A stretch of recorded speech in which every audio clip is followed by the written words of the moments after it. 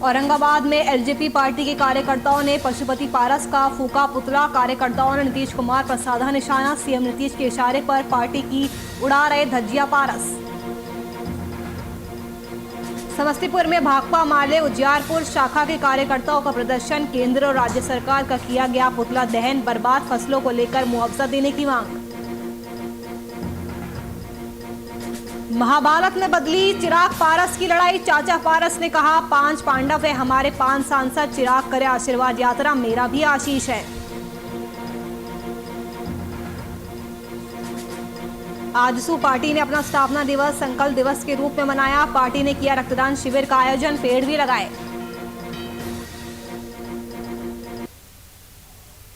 नमस्कार, VIP news में आपका स्वागत है। आपके साथ हाजिर हूं मैं कंचन। एलजेपी में जारी घमासान के बीच चिराग ने चिट्ठी के जरिए अपने विरोधियों पर कटाक्ष किया है। खासकर जेडीयू पर बड़ा और गंभीर आरोप लगाया है।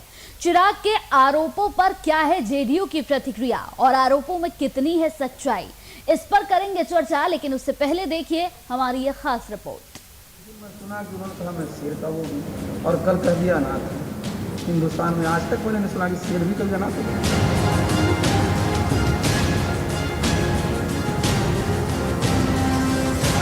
लोक जनशक्ति पार्टी में मचे घमासान के बीच जमुई सांसद चिराग पासवान ने चिट्ठी से अपने विरोधियों पर कटाक्ष किया। ट्वीट करते हुए चिराग ने 4 पेज का पत्र जारी किया है। चिट्ठी में चिराग ने अपने पिता स्वर्गीय रामविलास पासवान को याद करते हुए बिहार के मुख्यमंत्री नीतीश कुमार पर बड़ा आरोप लगाया। साथ ही चाचा पशुपति कुमार पारस को और भाई प्रिंस राज को भी नहीं छोड़ा। उन्होंने लिखा कि जेडीयू ने हमेशा एलजेपी को तोड़ने की कोशिश की और संघर्ष के दिनों में नीतीश कुमार ने मुझे और मेरे पिता को अपमानित किया, लेकिन हम कभी नहीं झुके। लोकसभा चुनाव के दौरान एलजेपी के 6 सांसदों को हराने में जेडीयू ने कोई कसर नहीं छोड़ी।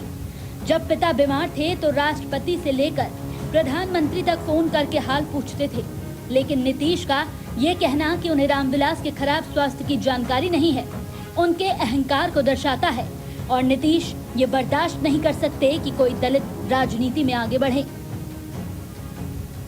चिराग की आर पार वाली चिट्ठी के साथ ही जेडीयू की भी प्रतिक्रिया निकलकर सामने आई।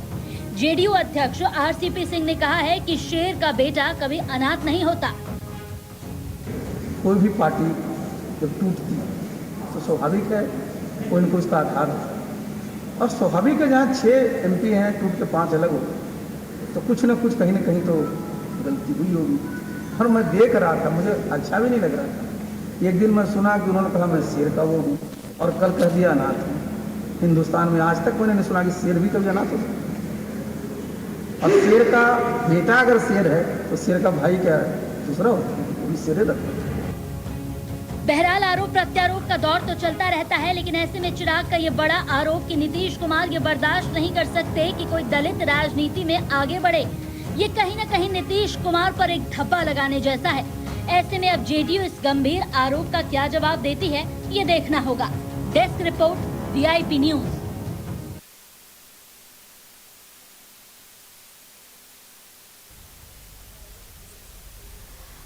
तो चिराग ने चिट्ठी के जरिए विरोधियों पर यहां पर कटाक्ष किया है, इसी पर चर्चा करेंगे। हमारे साथ दोनों मेहमान जुड़ गए हैं। राकेश कुमार एलजेपी प्रवक्ता हमारे साथ जुड़े हुए हैं, साथ ही बृजकिशोर सिंह जेडीयू प्रवक्ता हमारे साथ इस पूरी चर्चा में जुड़ गए हैं। दोनों ही मेहमानों का सबसे पहले मैं स्वागत करना चाहूंगी वीआईपी न्यूज पर। और राकेश जी, आपसे मेरी यहाँ पर शुरुआत होगी। एलजेपी में मचे घमासान में यहाँ पर चिराग की चिट्ठी कितना असर करती है, इस पर तो यहाँ हम चर्चा जरूर करेंगे। क्या कुछ आरोप उन्होंने इस चिट्ठी के जरिए लगाए हैं, इस पर भी चर्चा करेंगे। लेकिन एक छोटा सा सवाल आपसे, आज जो स्थिति, जो तस्वीर यहाँ एलजेपी की नजर आ रही है, इसके लिए जिम्मेदार किसको मानते हैं?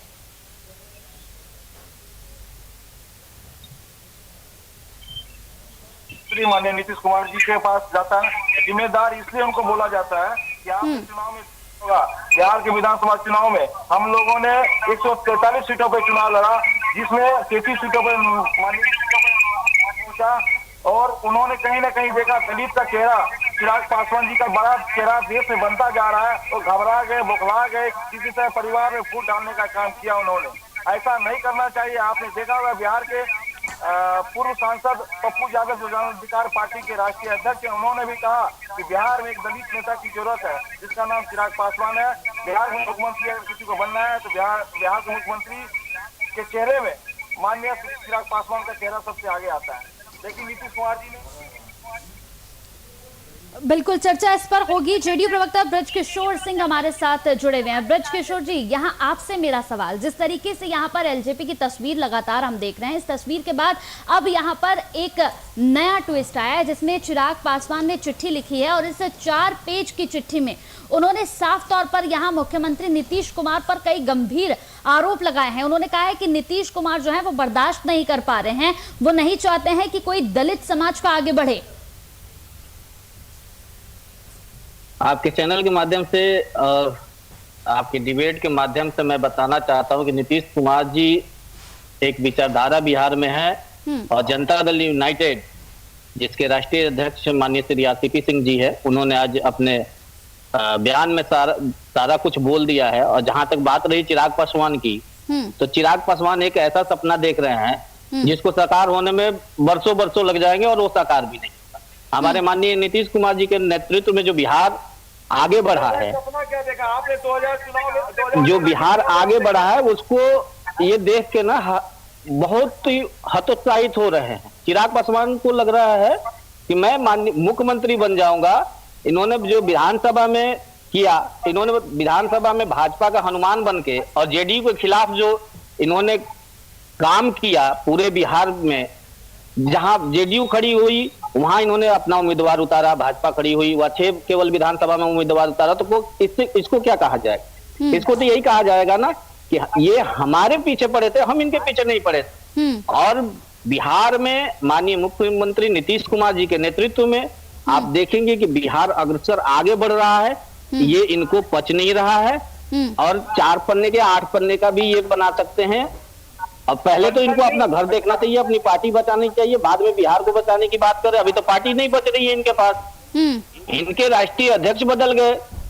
अभी पहले पार्टी बचा ले, फिर हमारे बिहार की बात करेंगे। इनको आप जो बैठा है इनको समझ ही नहीं है क्या बोलना है। आप एक बात सुनिए, मैं बताता हूँ। 2020 की चुनाव विधानसभा में हुआ, एनडीए का 2020 में तो पता है ना, 2020 का आंकड़ा इनका उठा के देख लीजिए, एक ही थे। 2020 में विधानसभा की चुनाव हो रहा था। हमारे माननीय मुख्यमंत्री नीतीश कुमार जी और एनडीए के नेतृत्व में बिहार में सत्ता हासिल हुई और माननीय मुख्यमंत्री नीतीश कुमार जी के नेतृत्व में जो बिहार आगे बढ़ रहा है, अभी ये सपना देखेंगे। छोटा पार्टी होने के बाद, बिहार में सबसे छोटी पार्टी होने के बावजूद भी हमारा गठबंधन एनडीए के साथ है। आप एनडीए लोजपा एनडीए का बिहार में विधानसभा में जो चुनाव हुआ था, लोजपा एनडीए की गठबंधन की पार्टी नहीं थी, उन्होंने अकेले चुनाव लड़ा था।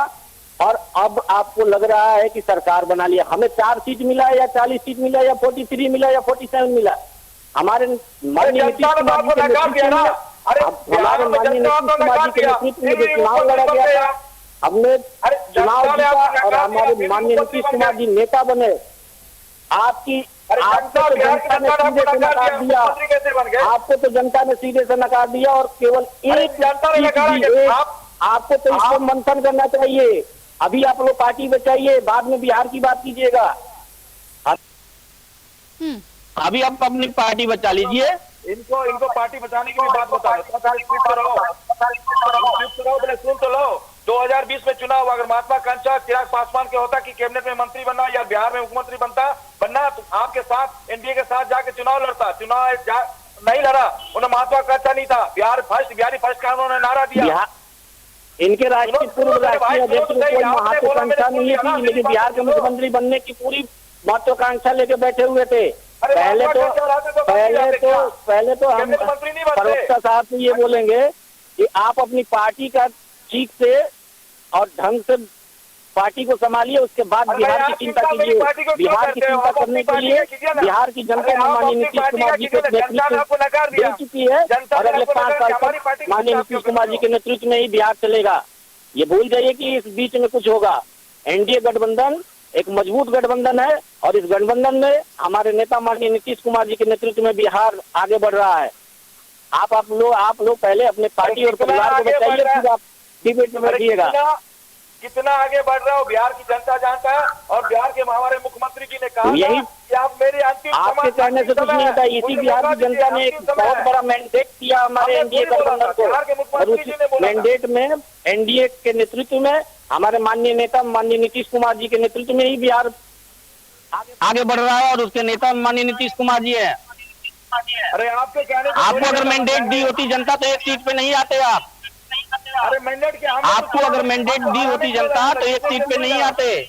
अरे चुनाव तो आपको हराने के लिए लगा था, हराने थोड़ी लगा था, जीतने के लिए लगा था। अरे कौन हराने के लिए और कौन जीतने के लिए लगा हुआ था, ये तो सारी बिहार की। ब्रिज किशोर जी एक आपसे सवाल, और मैं दोनों ही लोगों से, दोनों ही मेहमानों से कहना चाहूंगी कि आप अपनी अपनी बात यहाँ एक एक करके रखिए, क्योंकि आप लोग की आवाज नहीं समझ पा रहे, ना दर्शकों तक आपकी आवाज पहुंच पाएगी। ब्रिज किशोर जी, मेरा आपसे यहाँ पर एक सवाल है। जिस तरीके से अगर हम यहाँ पर चिराग पासवान की बात कर रहे हैं, चिट्ठी उन्होंने लिखी है, इस चिट्ठी के जरिए उन्होंने जेडीयू पर कई गंभीर आरोप लगाए और नीतीश कुमार पर कई गंभीर आरोप लगाए हैं। इसके साथ ही उनका यह भी कहना है कि आज बीजेपी की जरूरत है मुझे, लेकिन बीजेपी ने मेरे से यहां पर बिल्कुल किनारा कर लिया है। ये भी वो यहां पर कहते नजर आ रहे हैं, 2014 की याद यहां पर दिलाते हुए नजर आ रहे हैं।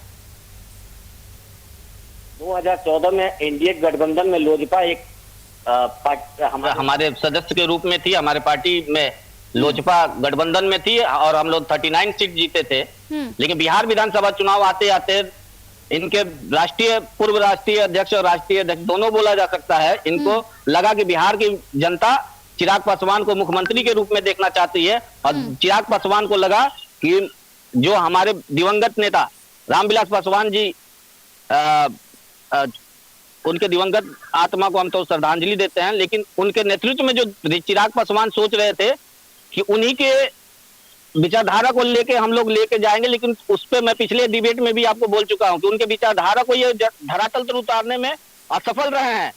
बिहार की जनता इनको सिरे से नकारती है विधानसभा चुनाव में।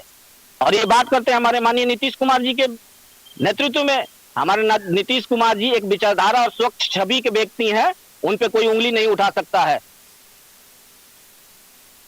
लेकिन जिस तरीके से यहाँ पर इस चिट्ठी में कई गंभीर आरोप लगाए हैं उन्होंने, राकेश जी मेरा आपसे सवाल है, जिस तरीके से चिराग पासवान ने अपनी चिट्ठी में यहाँ पर कई गंभीर आरोप लगाए, उनका साफ तौर पर कहना है कि नीतीश कुमार जो है वो किसी दलित को यहाँ पर आगे बढ़ते हुए देख नहीं पा रहे हैं। कई गंभीर आरोपों के साथ उन्होंने ये भी कहा है कि एक वक्त था जब नीतीश कुमार ने मेरे पिता को तक अपमानित किया था। चिट्ठी में तमाम बातें लिखी हुई हैं।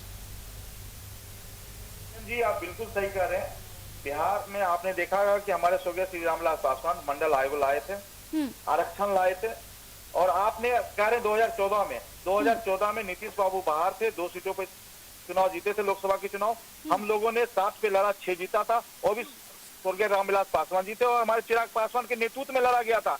संसदीय बोर्ड के पार्लियामेंट्री बोर्ड के राष्ट्रीय अध्यक्ष थे, उनके नेतृत्व में लड़ा और सभी जगह 2 लाख 2.5 लाख वोटों से जीता हम लोगों ने, चुनाव जीता। इस बार 2019 के चुनाव में, लोकसभा के चुनाव में इनसे रहा नहीं गया। हम लोगों ने अपने कलेजे में पत्थर रखकर, अगर हमने 7 सीट पे चुनाव लड़ा, 6 पे जीता, ये सिर्फ इनके पास 2 लोकसभा में 2 सांसद थे, फिर भी हम लोगों ने अपने कलेजे में पत्थर रख इनको 17 सीट दिया कि ताकि ये हमारे गठबंधन सहयोगी दल है, हम इनके साथ लेके चलेंगे। लेकिन विधानसभा चुनाव में ये 28 सीटों पे हम लोगों को दे रहा था कि 28 सीट पे आप चुनाव लड़िए। अगर हमारे अंदर महत्वाकांक्षा होता, हम लोग बिहार में मुख्यमंत्री का सपना नहीं। अरे भाई सुन तो लो यार, आप तो पहले सुन तो लो, सुन तो लो। आप बोल मैं चुप रहा था, चुप कराइए, हमारी बात अपोज करना चाहिए। किनको बुला लेते हैं? आपको नेता को अपोज करना चाहिए था कि बिहार में मैं अरे सुन तो लो यार, या तो तुम ही बोलो या हम ही बोलने दो। पहले सुन तो लो, आपने बोला मैं चुप रहा ना, हमारी बात तो सुन लो। पहले आप बोलिए, पहले हाँ तो बोलने तो दिए ना, मेरी बात रखने दीजिए। आप अपनी बात रखिए, उसके बाद बना थोड़ी लोकतंत्र, आप अपनी बात रखें, हम अपनी बात रखते हैं। आपने देखा होगा 2019 में लोकसभा का चुनाव हुआ, आदरणीय देश के प्रधानमंत्री, माननीय प्रधानमंत्री श्री नरेंद्र मोदी जी के नेतृत्व में हम लोगों ने कहा कि हम लोग एनडीए के साथ हैं, गठबंधन के साथ हैं। इनको हम लोगों ने 17 सीट दिया, हम लोगों ने 7 सीट पे जो चुनाव लड़ा 6 लिया। तो ये 2 पे लड़े थे, अकेले लड़े थे 2014 में, इनको हम लोगों ने 17 सीट दिलवाया। इनको भी तो सोचना चाहिए कि लोजपा हमारी पार्टी है, इनको 40-50 सीट दिया जाए। ये कहते थे कभी 15 ले लो, कभी 12 ले लो। आप इनको पता लग चुका कि बिहार में 33-34 सीटों पे इनको नुकसान हुआ, जहाँ पे 34,000-35,000 वोटों से हमने सेकेंड स्थान लिया, जहाँ ये खुद के तीसरे स्थान पे थे। और बिहार के मुख्यमंत्री जो हमारे माननीय मुख्यमंत्री जी हैं, जनता उनको नकार चुकी थी। इनके पास 4 झंडे थे, भाजपा के झंडा था, जेडीयू का झंडा था, बीआईपी का झंडा था और जीतन राम मांझी का झंडा था। हमारे पास सिंगल एक झंडा लोजपा का झंडा था, उस पर हम लोगों ने चुनाव लड़ा।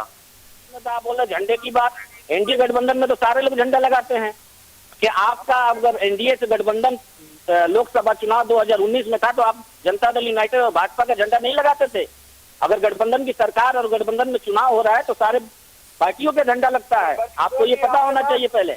ब्रिज किशोर जी, आपके पास 4 झंडे थे 2020 के चुनाव विधानसभा, सिर्फ मेरे पास एक था। मैंने 25 लाख वोट तब भी लाया, अकेले लड़ा, अकेले 25 लाख लाया। आप आ जाओ मैदान में, आप अकेले लड़ लो, हम अकेले लड़ रहे थे, कौन जीत के दिखाता है?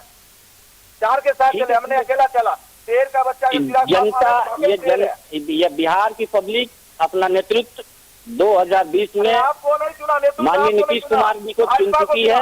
आपने जबरदस्ती आंखें दिखा के आज बिहार के मुख्यमंत्री। और 2019 में माननीय नीतीश कुमार जी और हमारे आदरणीय प्रधानमंत्री नरेंद्र मोदी जी के नेतृत्व में एक मजबूत एनडीए गठबंधन में सरकार बन चुकी है। आप इल्जाम लगाते रहिए, हम बिहार की जनता का सेवा करते रहेंगे। अच्छा हो गया ना बात, बिहार की जनता आप सेवा करो। मैं आप गिना देता हूँ क्या सेवा कर रहे हो। हम लोगों ने इनको बोला कि हम लोग विधानसभा के चुनाव लड़ेंगे, साथ लड़ेंगे। आप ही कंचन जी एक एंकर हैं, आप एक वरिष्ठ पत्रकार हैं, आप एक ही चीज बताइए, अगर गठबंधन में चुनाव लड़ा जाता है क्या मैनिफेस्टो 4 होने चाहिए कि 1 होना चाहिए? जनता के बीच में एक मैनिफेस्टो होनी चाहिए ना। हम लोगों ने कहा कि बिहार फर्स्ट, बिहारी फर्स्ट का जो नारा है उसको आप अपने साथ रखिए। इन्होंने कहा नहीं, हमने कहा कि बिहार में 100 नंबर की कॉल नहीं लगती, 101 नंबर की कॉल नहीं लगती, इस पे हम लोगों को काम करना चाहिए। शिक्षक जो बेरोजगार है उसको नियोजित करना चाहिए, हमारे मुद्दे थे। इन्होंने कहा आपके मुद्दे मैंने शामिल नहीं करूंगा। 7 निश्चय का जो मुद्दा था जिसमें घोटाला हुआ, हम लोगों ने बोला कि आप हमारे मुद्दे को शामिल कीजिए, इन्होंने नहीं किया, इसलिए हम लोगों ने अलग हुआ। बिहार की जनता, आपसे मैं एक चीज और बताना चाहता हूँ, बिहार के जो पढ़ाने वाले बच्चे, जो पढ़ने वाले बच्चे हैं, जो आप राजस्थान कोटा जाते पढ़ने के लिए, पढ़ने वाला भी बिहार का होता है, पढ़ाने वाला भी बिहार का होता है, और जो स्कूल चलाने वाले हैं वो भी बिहार के होते हैं। इन्होंने आज तक उस बच्चे के, स्टूडेंट के बारे में नहीं सोचा कि मैं शिक्षा यहीं पे ले आऊं। क्यों कोटा जाते पढ़ने के लिए, क्यों नहीं उनको जमीन उपलब्ध करवाते हैं उन प्रोफेसर को, शिक्षक को? ये लोग बाहर भेजने का काम करते हैं। कभी पलायन का सारा इनके जिम्मेदार था, कोई धोख लगाया ना कुछ लगाया, सब मना मनी चलता है। जनता इनको नकार चुकी थी, तब भी ये बिहार के मुख्यमंत्री बन के बैठे हैं। इनको छोटा भाई का रोल दिया गया, बड़ा भाई बन के बैठे हुए हैं। जनता ने ही माननीय नीतीश कुमार जी के नेतृत्व में एनडीए सरकार को एक बड़ी बहुमत दी और सरकार बनाए 2020 में। और जहां तक बात रही आप शिक्षा के सवाल पे, अगर शिक्षा पे बात करें, कोटा में जाने वाले विद्यार्थी, तो वो विद्यार्थी बिहार के ही होते हैं, वो मेधावी छात्र होते हैं।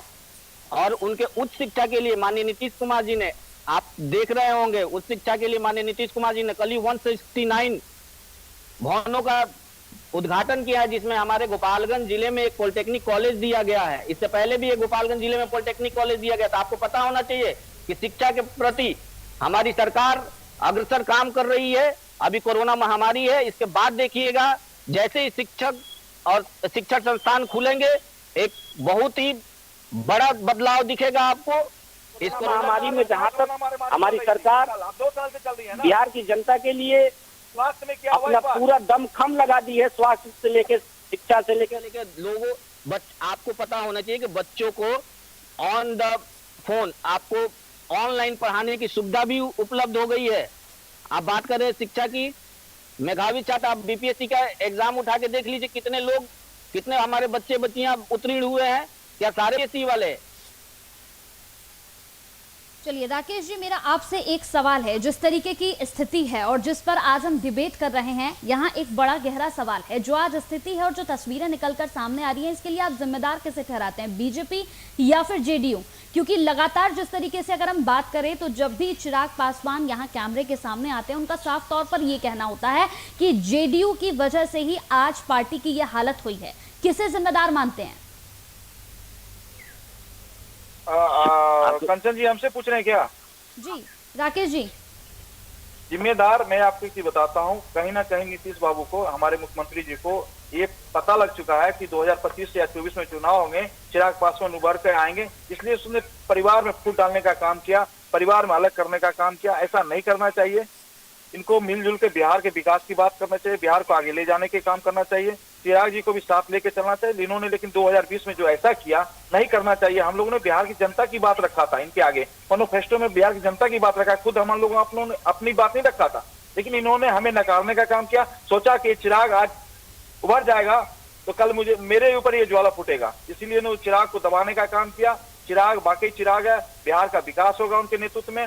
हम लोगों ने विकास की बात कहा, हमने सब दिन कहा कि हमारे देश के प्रधानमंत्री विकास की बात करते हैं, हम लोग विकास की बात करते हैं। इन्होंने जात में बांट दिया, दलित महादलित में बांट दिया। बिहार में रोजगार नहीं है, सारे वहां के लोग दिल्ली और पंजाब काम करने जाते हैं, पलायन हो चुका है।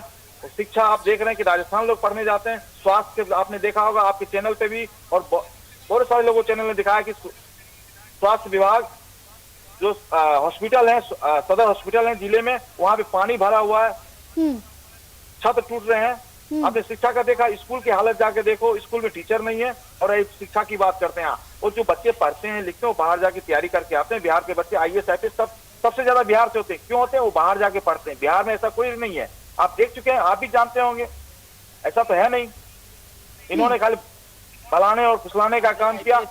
ये जो पढ़ने वाले बच्चे हैं सारे बिहार से बाहर ही पढ़ते हैं, तभी IPS और IPS इन्होंने बनते हैं। कैसी जानकारी है आपके पास? मांझी के साथ क्या किया?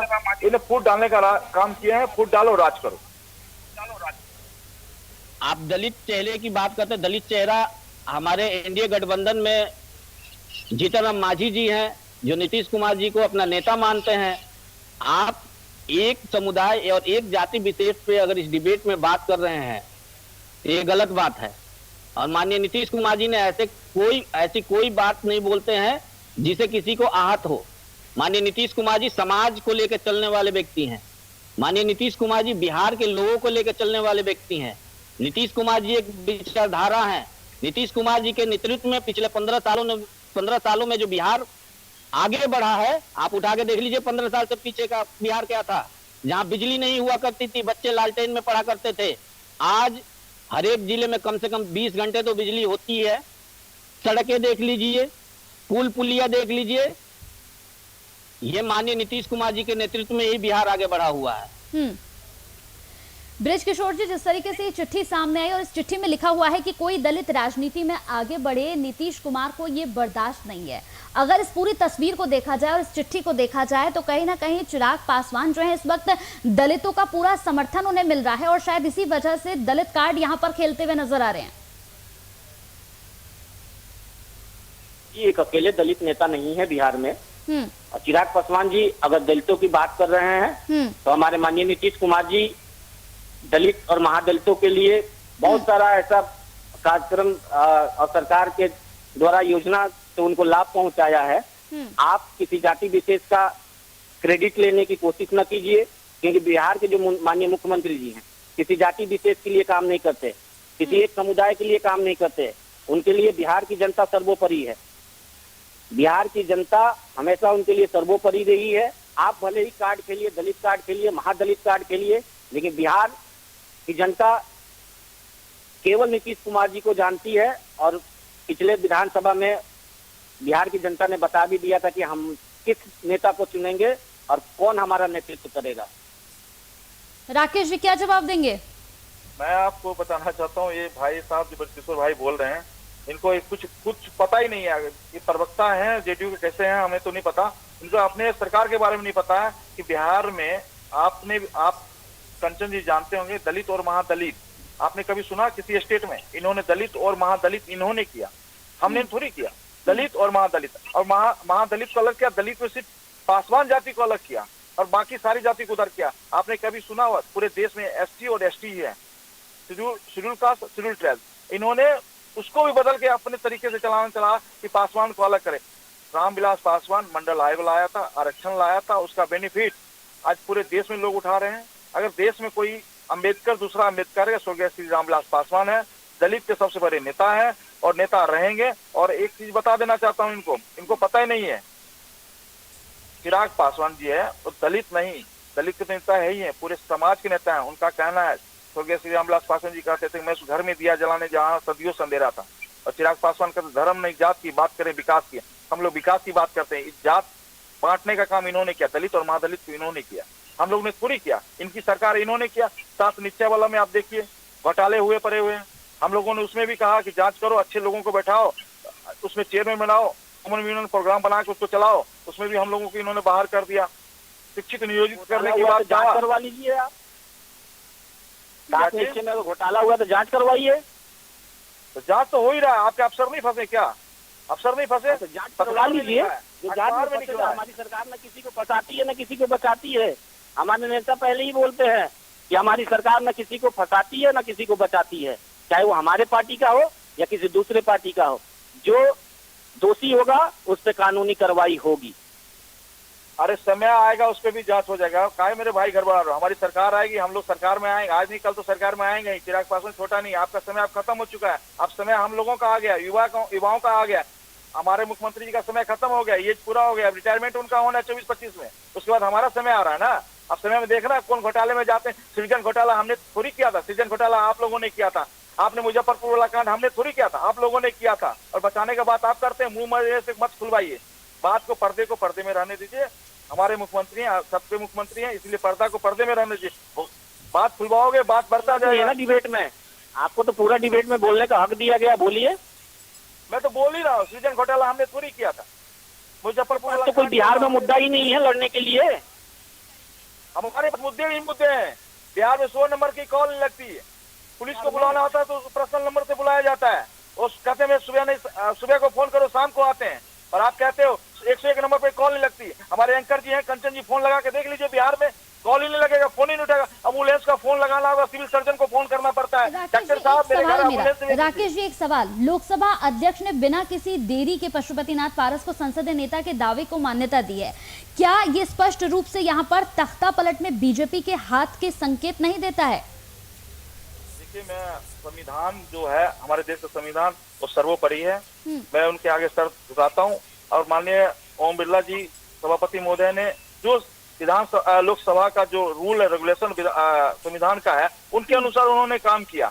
हमारे पार्टी का संविधान, जो हमारा पार्टी का जो आइडियोलॉजिक है, उसके अनुसार उन्होंने काम नहीं किया। जब वो बोला गया कि लोकसभा में जो इलेक्टेड पर्सन होते हैं, जो जीते हुए पर्सन होते हैं, उसी में सदन का नेता चुना जाता है लोकसभा की तरफ से। हमारे जो पार्टी जब बनी थी 2000 में, तो उस समय हमारा मैनिफेस्टो में और संविधान में लिखा गया था कि 5 साल में चुनाव होंगे राष्ट्रीय अध्यक्ष की। और अगर बीच में किसी राष्ट्रीय अध्यक्ष की मृत्यु हो जाती है तो उसमें चुनाव हो सकता है। लेकिन उन्होंने हमारा संविधान, हमारे पार्टी का संविधान जो था, उन्होंने नहीं मान्यता दिया। जो लोकसभा का संविधान था, उनके अनुसार उन्होंने काम किया। हम तो उनके ऊपर कटाक्ष कर नहीं सकते। बाकी रहा भाजपा की बात, भाजपा तो मैं उनके हनुमान है, वो हमारे राम है।